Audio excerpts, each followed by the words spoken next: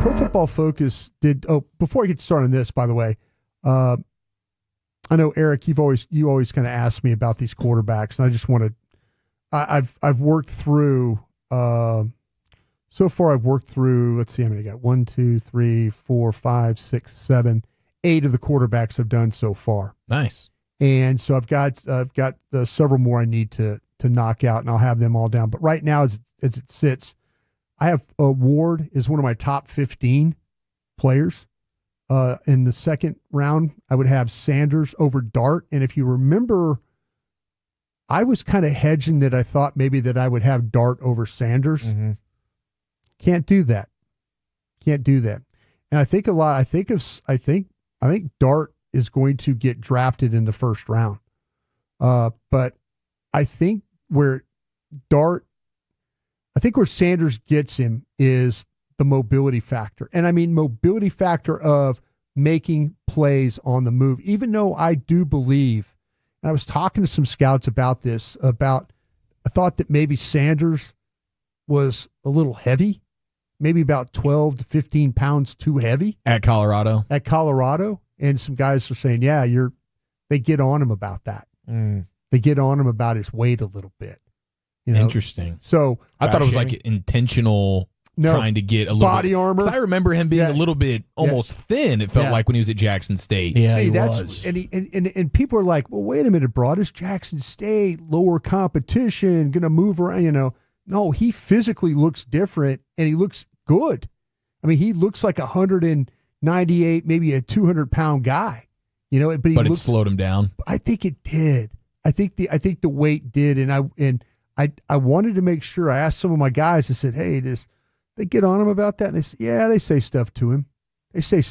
So, but he's a hell of a player. Don't take it any other way.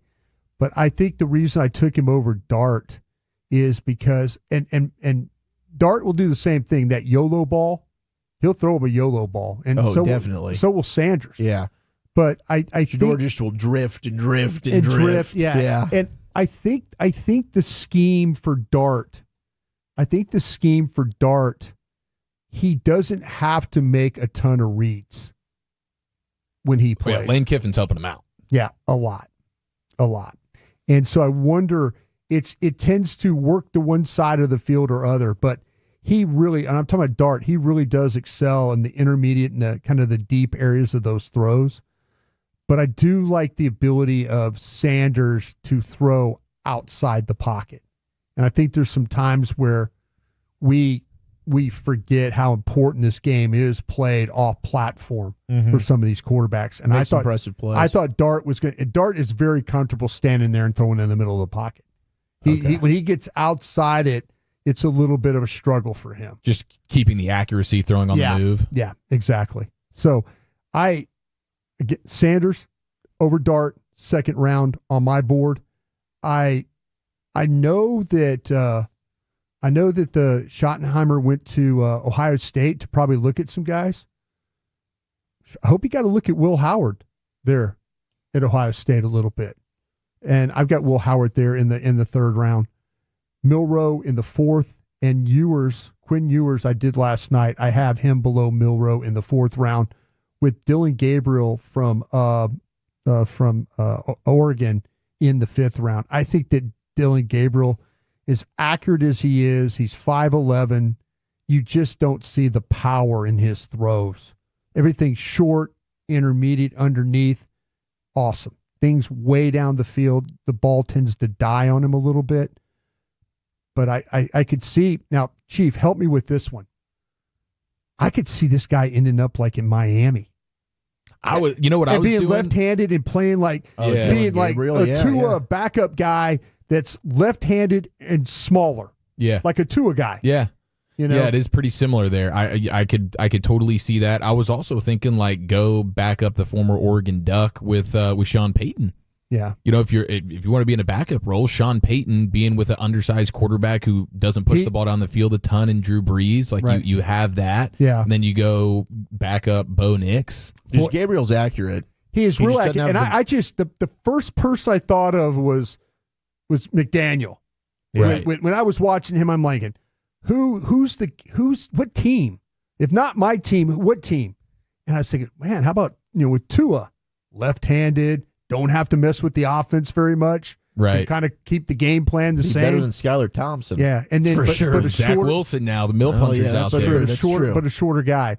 But, but I think with Quinn Ewers, I need to find out from some people if Quinn Ewers, though, was playing beat up. Oh, He's he got was. The 2 shoulder problems. Yeah, but he's always beat up. That's the issue. And that's what I worry about him. And I worry about things in the pocket. I think it's made him gun shy in the pocket. Yeah. That's when you start to see him get the happy feet. Yeah. And now the accuracy's off. Like that, I mean, I would not mind Quinn in the 5th round if he was there. Yeah. But I do think I put him in the 4th, but I think the dart throw that I would love to take a chance on is Milroe. I'm not against it at all. I think that would be the one. If I got an extra pick, that's kind of where I'm at. Okay, that's my group right now. Pro Football Focus did a mock draft with just the quarterbacks, and this is the way that they had it. This is the way they had it shake out, just with the quarterbacks. At Tennessee at number 1, they had Cam Ward. Everybody knows they want to move on from Will Levis. I wasn't right about Will Levis, so they're going to move on from him. With that pick at number 1. Cleveland Browns taking Shedeur Sanders. While Cleveland could use the number 2 pick to take the best non-quarterback available, this mock draft for the Browns has them turning the page on their quarterback situation and committing to Shedeur Sanders at number 2. Stock varies on this guy a lot. We just kind of talked about the situation with that. This mock draft also now has at 21 the Pittsburgh Steelers taking Jaxson Dart. So that kind of feel like that's a good possibility and probably a pretty good landing spot for Jaxson Dart. He does have kind of an aggressive, fearless approach to push the ball down the field. So with those wide receivers, that might be a really, really good fit for him to go to Pittsburgh. It is interesting, though, that Ian Rappaport says there's going to be 3 quarterbacks taken in the top 15. I wonder if Pittsburgh would be willing to move up to get a guy. Well, if Jaxson Dart's the second guy, I wouldn't be surprised, but like myself, I have Sanders. At number 50, the Seahawks take our guy Jalen Milroe. The Seahawks. So they at pick 50. They draft Milroe. That would be a really interesting pick. Here's where the Giants, and this is what I heard about the Giants, by the way, because the Giants might be looking for their starting quarterback in the 2nd round. Okay. So, but in this mock draft, the Giants are taking Will Howard from Ohio State. So I was talking to my Giants guy. He's like, listen, Sanders is not out of the mix here, but he says you got to keep an eye on maybe that they're going to try that this Brian Daboll believes with the guys he got with Wilson, and he feels like that, hey, if I get competent quarterback play, veteran quarterback play, that this offense might work. So keep an eye on that maybe the Giants will take a position player, but then circle back in the 2nd round and grab a quarterback. At number 68, the Raiders take Riley Leonard from Notre Dame. He's a guy that I have to study. And then I mentioned the Dylan Gabriel one at 116.